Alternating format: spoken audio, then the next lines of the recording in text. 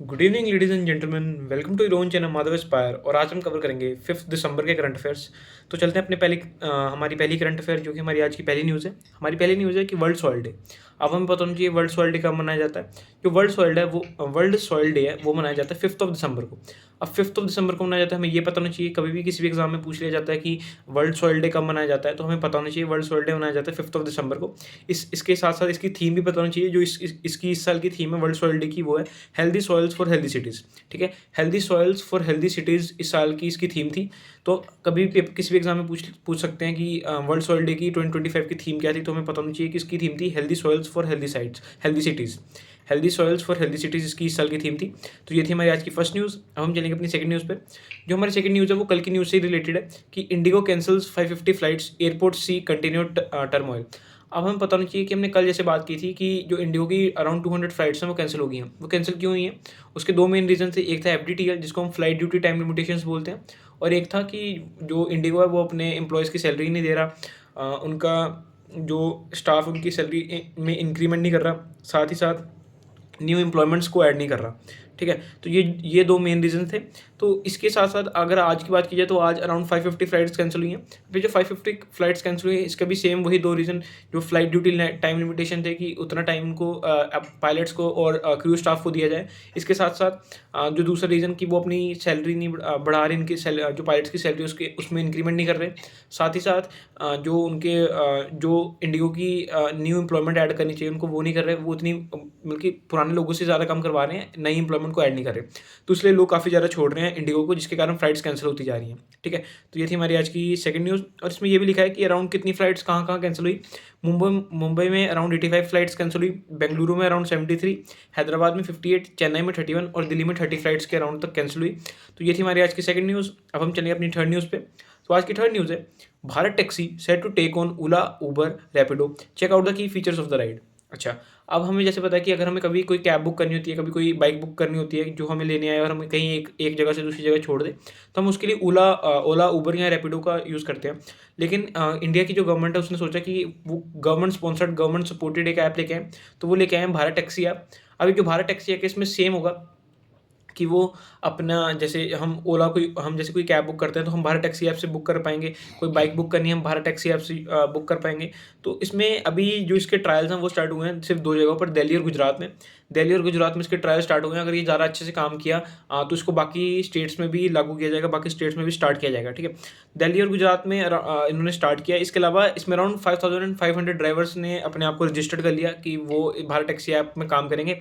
ठीक है, और जैसे फॉर एग्जांपल इसका एक प्राइम एग्जांपल दिया जाए, जैसे जो ओला, उबर और रैपिडो है ना, ये इसलिए अच्छे नहीं है as compare to Bharat taxi, क्योंकि ये जो ओला, उबर और रैपिडो हैं, ये जो ड्राइवर हमें, जैसे फॉर एग्जांपल हमने एक ड्राइव बुक की एक जगह से दूसरी जगह, वो 200 रुपीज़ की है। तो 200 में से कुछ क्या मैक्सिमम परसेंट जो है वो कंपनी को जाता है, और बहुत कम मार्जिन जो है वो जो ड्राइवर को मिलता है। लेकिन ये जो भारत टैक्सी ऐप है, इसमें जैसे फॉर एग्जांपल 200 की हमने कैब बुक की, तो एक जगह से दूसरी जगह जाने के लिए, तो वो 200 का 200 सिर्फ ड्राइवर को जाएगा, गवर्नमेंट को नहीं जाएगा। ठीक है, तो ये भारत टैक्सी ऐप की एक अच्छी चीज़ है एज़ कम्पेयर टू ओला, उबर या रैपिडो। ठीक है, इसके अलावा जो ड्राइवर के राइट्स होंगे उनके बारे में भी भारत टैक्सी ऐप में सोचा जाएगा। जैसे फॉर एग्जांपल अगर कुछ चेंज लेके आना है इस ऐप के अंदर, तो वो ड्राइवर से पूछा जाएगा कि आपको क्या चेंज चाहिए। ये नहीं पूछा जाएगा, गवर्नमेंट खुद डिसाइड नहीं करेगी, इसमें ड्राइवर के राइट्स भी होंगे। ठीक है, अगर हम बात करें जो बाकी ओला, उबर और जो रैपिडो उसके डिसएडवांटेज की, तो जैसे जब भी बारिश वगैरह का सीज़न होता है ना, तो ये जो ओला, उबर या रैपिडो है, इनके जो ड्राइवर्स के चार्जेस हैं वो बहुत ज़्यादा बढ़ जाते हैं। लेकिन भारत टैक्सी ऐप में ऐसा नहीं होगा, जो उनके चार्जेस हैं वही सेम चार्जेस रहेंगे। ठीक है, तो ये थी हमारी आज की थर्ड न्यूज़। अब हम चलेंगे अपनी फोर्थ न्यूज़ पे। तो हमारी फोर्थ न्यूज़ क्या है? तो हमारी फोर्थ न्यूज़ है, बिल्कुल एक सेंटेंस दिया हुआ है इसमें, अ हाउस अंडर सीज। अब हम इसको अच्छे से पढ़ेंगे, इसका क्या था, अ हाउस अंडर सीज का क्या मतलब है। तो इसमें हमें पता होना चाहिए पार्लियामेंट क्या है। पार्लियामेंट 3 चीज़ों से बनता है, लोकसभा, राज्यसभा और प्रेसिडेंट। जब ये तीनों मिलते हैं तो तभी बनता है एक पार्लियामेंट। और पार्लियामेंट का मेन काम क्या होता है? पार्लियामेंट का मेन काम होता है कि सभी वहाँ पर मिनिस्टर्स वगैरह आएँ और वहाँ पर आकर लॉ बनाएं जो कि इंडिया को सपोर्ट करे, इंडिया की बेटरमेंट की तरफ जाए। ठीक है, तो वहीं पे जो हमारा जो पार्लियामेंट है वो सिर्फ साल में 3 बार काम करता है। 3 टाइम्स उनका वर्क होता है, जिसको पहला जैसे फॉर एग्जांपल अगर लिया जाए फरवरी से मई में जो काम करते हैं उसको हम बोलते हैं बजट सेशन। उसके बाद जुलाई टू सितंबर जो काम किया जाता है उसको हम बोलते हैं मॉनसून सेशन, और नवंबर टू दिसंबर जो काम किया जाता है उसको बोलते हैं हम विंटर सेशन। तो ये 3 सेशंस में काम किया जाता है। लेकिन अगर बात करें ना कि ये जो हमारा नवंबर से दिसंबर वाला विंटर सेशन था, इसको स्टार्ट ही किया गया 1 दिसंबर को। अब इसको बोला जा रहा है 1 दिसंबर से लेकर 1 दिसंबर से लेकर 19 दिसंबर तक ये सेशन चलेगा, जो कि विंटर सेशन होगा। तो इसमें और ये जो 19 दिन का जो डे टाइम है ना, ये जो 19 दिन का टाइम है, इसमें भी 4 जो है वो गवर्नमेंट हॉलीडेज हैं। तो अब इसमें देखा जाए तो कितना ज़्यादा ऐसा काम है कि जैसे फॉर एग्जांपल इसका मतलब है कि नवंबर से लेकर जो दिसंबर वाला टाइम है उसमें काम भी लेट स्टार्ट हुआ, विंटर सेशन हमारा स्टार्ट भी लेट हुआ पार्लियामेंट में, और उसमें अराउंड से 15 दिन काम करेंगे 19 में से। अब 15 दिन काम करेंगे तो इससे पता चलता है कि हमारे जो मिनिस्टर्स हैं वो कितने लापरवाह हैं। वो सैलरी तो पूरी लेते हैं लेकिन उतना काम नहीं करते।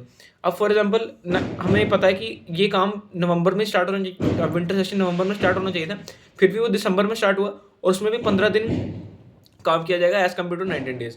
तो इससे हमें पता चलता है कि अभी की जो गवर्नमेंट है वो इतना अच्छे से काम नहीं कर रही है। अगर वो अच्छे से काम करती तो वो आते नए लॉज को डिस्कस करते पार्लियामेंट में, लेकिन वो सिर्फ 15 दिन के लिए आएंगे। इससे बढ़िया तो है कि वो आए ही ना, ठीक है। और वहीं बात की जाए, अगर ये 15 दिन तक काम करेंगे ना, तो इससे हमें ये पता चलता है कि हमारी डेमोक्रेसी कितनी वीक होती जा रही है, कि लोगों का काम करने का मन ही नहीं है, मिनिस्ट्री का जो हमारी मिनिस्टर्स हैं उनका काम करने का मन ही नहीं है। तो इससे हमारी डेमोक्रेसी वीक हो रही है। अगर हम बात करें 2014 से, जब से बीजेपी आई है, भारतीय जनता पार्टी, तो उसने अराउंड जितनी भी लोकसभा हुई है ना, जो इससे पिछली लोकसभा थी 17th लोकसभा जिसको हम बोलते हैं, जिसका टाइम स्पैन था 2019 से 2024, उसमें अराउंड 274 डेज ही काम किया। अब 2019 से 2024 मतलब पूरे 5 साल, और 5 साल में अराउंड मतलब 365 इंटू 5 कर लेते हैं तो उतने साल होते हैं, उतने दिन होते हैं, ठीक है। तो एक साल में 365 दिन होते हैं, और उन्होंने सिर्फ 274 दिन 365 में से मतलब समझ लो उन्होंने एक साल भी अच्छे से काम नहीं किया 5 सालों में। अब इसका अप्रॉक्स मान लो कि एक साल में उन्होंने 55 डेज तक काम किया है। तो एक साल 365 दिन में सिर्फ 55 डेज काम किया है, 365 डेज में से सिर्फ 55 डेज काम किया।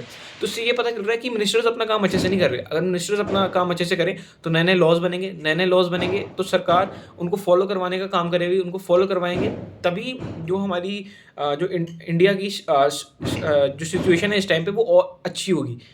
लेकिन अभी जिस हिसाब से काम चल रहा है उस तरह से हम बुरे कंडीशंस में ही जा रहे हैं, अच्छे कंडीशन में तो नहीं जा रहे हैं।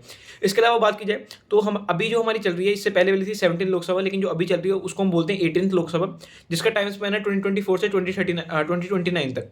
2024 से 2029 तक ये 5 साल का टाइम पीरियड है, ठीक है। तो ये बात है। अगर अब इससे एक मेन चीज़ पता लगती है कि अब जैसे कितनी लो नंबर ऑफ अटेंडेंस चल रही है हमारी पार्लियामेंट में, तो इससे क्या इंडिकेट होता है? इससे हमें इंडिकेट होता है, मेन चीज़ एक इंडिकेट होती है कि हमारा इरोजन हो रहा है। इरोजन किस चीज़ का? पार्लियामेंट का इरोजन हो रहा है एज एन इंस्टीट्यूशन। पार्लियामेंट का काम घटता जा रहा है, पार्लियामेंट में उतना काम नहीं हो रहा जितना करना चाहिए। तो इससे पता चलता है कि इरोजन ऑफ पार्लियामेंट चल रहा है, पार्लियामेंट हमारी इरोड हो रही है। तो अगर हम पार्लियामेंट की बात करें तो पार्लियामेंट कौन से आर्टिकल के अंदर आता है? तो आर्टिकल 79 में हम पार्लियामेंट की बात करते हैं, ठीक है। तो ये थी हमारी आज की 4th न्यूज़। अब हम चलेंगे अपनी 5th न्यूज़ पे। तो हमारी 5th न्यूज़ है, finance minister tobacco excise duty will be shared with states. अच्छा, अब हमें पता होना चाहिए कि जैसे जो टोबैको है उसके ऊपर टैक्स लगता है, उसके ऊपर एक्साइज ड्यूटी लगती है, जिसको हम बोलते हैं सेंट्रल एक्साइज ड्यूटी। अब ये जो सेंट्रल एक्साइज ड्यूटी है ना, फॉर एग्जाम्पल 100 रुपीज़ लगे, 100 रुपीज़ लगती है एक्साइज, सेंट्रल एक्साइज ड्यूटी किसी भी टोबैको या उसके प्रोडक्ट पे।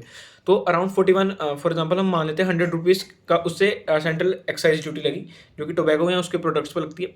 और उसमें से अब ये डिसाइड किया गया है कि उसमें से 41% जो है वो दिया जाएगा स्टेट गवर्नमेंट्स को, ठीक है। तो जैसे फॉर एग्जांपल 100 रुपीज़ टैक्स लगा है, तो उसमें से 41% ऑफ 100 कितना हो गया? 41 रुपीज़। तो 100 में से 41 रुपीज़ दिए जाएंगे स्टेट गवर्नमेंट को, ठीक है। तो 41% स्टेट गवर्नमेंट को मिलेगा, हमें ये पता होना चाहिए। इसके अलावा इसमें एक वर्ड है जिसका मतलब डिविजिबल पूल। डिविजिबल पूल का मतलब है कि दोनों पार्टीज को बांटा जाएगा, दोनों गवर्नमेंट्स को बांटा जाएगा। कोई भी एक्साइज ड्यूटी है सेंट्रल गवर्नमेंट को भी और स्टेट गवर्नमेंट को भी, ठीक है। डिविजिबल पूल का मतलब क्या है? The taxes that are to be shared between the centre and the state governments, ठीक है। ये इसका मतलब है डिविजिबल पूल का। इसके अलावा बात की जाए तो ये कौन से अमेंडमेंट के अंदर बात की गई है कि दोनों सेंट्रल गवर्नमेंट और स्टेट गवर्नमेंट दोनों के बीच में जो टोबैको की एक्साइज सेंट्रल एक्साइज ड्यूटी है उसको बांटा जाएगा।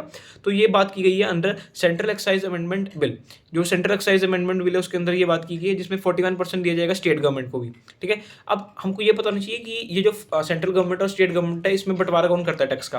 तो वो करती है फाइनेंस कमीशन, और जो फाइनेंस कमीशन है वो आती है हमारी आर्टिकल 280 के अंदर, ठीक है। तो ये थी हमारी आज की 5th न्यूज़। अब हम चलेंगे अपनी 6th न्यूज़ पे। हमारी 6th न्यूज़ है, Putin's India visit highlights, PM Modi welcomes Putin host to private dinner.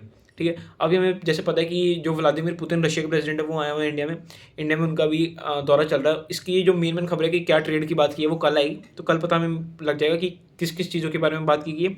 इसके अलावा वो उन्होंने न्यू दिल्ली में आके प्राइम मिनिस्टर ने, जो हमारे पीएम नरेंद्र मोदी हैं, उन्होंने आकर वहाँ पर उनका सम्मान किया, उनको लेके आया। उसके अलावा एक प्राइवेट डिनर रखा गया। तो अगर हम इंडिया रशिया के रिलेशंस की बात करी जाए तो इंडिया और रशिया के बहुत अच्छे रिलेशन है। इंडिया और रशिया दोनों भाई भाई की तरह रहते हैं, और इसके अलावा इंडिया ये भी चाहती है कि हम उनका, इंडिया और रशिया दोनों आपस में चाहते हैं कि उनका ट्रेड भी बढ़े आपस में, ठीक है। तो अराउंड अभी प्रेजेंटली हमारा और रशिया का अराउंड $70 बिलियन का ट्रेड चलता है। इससे ज़्यादा हम जो ट्रेड करते हैं वो करते हैं सिर्फ 2 कंट्री से, जो कि चाइना और यूएसए, जिसमें अराउंड हम $100 बिलियन से ज़्यादा का ट्रेड करते हैं। तो अगर हम बात करें, हम रशिया से हमने अभी रिसेंटली क्या खरीदा है, हम उनसे बहुत सारा तेल खरीदते हैं, ऑयल, और S-400 डिफेंस सिस्टम हमने उनसे खरीदा हुआ है, ठीक है। लेकिन अभी एक न्यूज़ आई थी पीछे कि India cuts Russian oil imports bye sharp 38% इन अक्टूबर। अब हम बात करें कि अब हमने ना रशिया से उतना तेल नहीं लेते जितना हम पहले लेते थे। हम अभी भी उनसे तेल लेते हैं लेकिन उतना नहीं ले रहे। 38% का डिक्रीज आया है। अगर हम अक्टूबर 2024 की बात करें तो अराउंड तब हमने लिया था $5.8 बिलियन का ऑयल, और अब हम अक्टूबर 2025 की बात करें तो हमने अराउंड $3.55 बिलियन का ट्रेड लिया, ठीक है। तो अराउंड $2 बिलियन का ट्रेड हमने उनसे कम कर लिया है in the department of oil. तो जिसमें 38% डिक्रीज आया है कि हमने 38% कम ऑयल लिया एज कम्पेयर टू 2024, ठीक है। तो इस इंडिया ने ऐसा पता क्यों किया है? Main reason diversification of oil. अब हमें डाइवर्सिफिकेशन ऑफ ऑयल का मतलब पता होना चाहिए। डाइवर्सिफिकेशन ऑफ ऑयल का मतलब है कि हम सिर्फ एक कंट्री के ऊपर नहीं रहना चाहते। जैसे इंडिगो वाले न्यूज़ में हमने पढ़ा कि मोनोपोली बन जाएगी। अगर हम एक कंट्री से ही बार बार चीज़ लेते रहेंगे ना, तो बाद में हमें नुकसान होगा। अगर उस कंट्री ने आगे इन फ्यूचर जाके मना कर दिया तो क्या होगा? तो इसलिए इंडिया और भी बहुत सारी कंट्रीज से ऑयल लेता है। इंडिया अराउंड 40 कंट्रीज हैं जिनसे ऑयल लेता है। तो उसमें से मेजर जो कंट्रीज हैं वो है Iraq, Saudi Arabia, Russia, UAE और यूएसए। ये जो कुछ मेजर कंट्रीज हैं जिनसे रशिया के अलावा इंडिया ऑयल लेता है। रशिया से भी लेता है लेकिन कुछ और कंट्रीज हैं, अराउंड 48 कंट्रीज ऐसी हैं जिसमें से मैंने कुछ मेजर कंट्रीज बताई, जैसे Iraq, Saudi Arabia, UAE, USA, इन सब से भी वो ऑयल लेता है, ठीक है। तो हमें सबसे ज़्यादा पता होना चाहिए कि सबसे ज़्यादा ऑयल का इंपोर्ट कौन करता है। तो सबसे ज़्यादा ऑयल का इंपोर्ट 3 कंट्रीज करती हैं। फर्स्ट पे आती है चाइना, सेकंड पे आता है यूएसए और थर्ड पे आती है इंडिया, ठीक है। ये 3 कंट्रीज है जो सबसे ज़्यादा ऑयल का इंपोर्ट करती हैं। बाकी कंट्रीज से ऑयल मंगवाती हैं अपनी कंट्रीज में, ठीक है। तो ये थी हमारी आज की 6 न्यूज़। अब हम चलेंगे आज की लास्ट न्यूज़ पर। जो आज की लास्ट न्यूज़ है बहुत इंपॉर्टेंट न्यूज़, पोल्यूशन से रिलेटेड न्यूज़ है कि why does India need bioremediation. अब हमें बायो रीमेडिएशन का मतलब पता होना चाहिए। जो बायो रीमेडिएशन है ये एक तरह का प्रोसेस है। जब बहुत ज़्यादा पोल्यूशन बढ़ जाए तो उसको रोकने के लिए हम क्या कर सकते हैं, तो ये हम बायो रीमेडिएशन कर सकते हैं। अब जैसे फॉर एग्जांपल पोल्यूशन कितने टाइप का है, बहुत सारे टाइप का पोल्यूशन होता है। एयर पोल्यूशन हो गया, वाटर पोल्यूशन हो गया, सॉइल पोल्यूशन हो गया। तो ये प्राइम एग्जांपल है कि पोल्यूशन कैसे होता है, ठीक है।